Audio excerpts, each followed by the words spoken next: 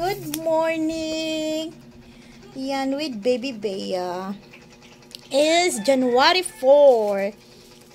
Start na ng work ng mommy at daddy ni Bea. So, si Bea ay nakay tita mommy again.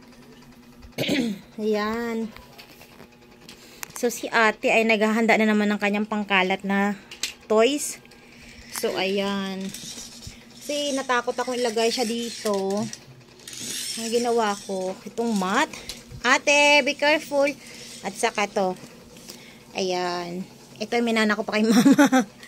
Ayan. So, dyan muna si baby Bea namin. Say good morning, ate. Mama, ate. Good morning, everyone. Mama, Good morning, guys. Mama, guys. Asan? Hindi ko makita yung face mo. Guys. Yes. Come here. Yay. Ayan. Diyan lang siya. Hindi ko siya kakargahin para di masanay ba. Pero pag napagod yan, naiiyak. So, kakarga ng kasunod niya. So, good morning, baby Bea.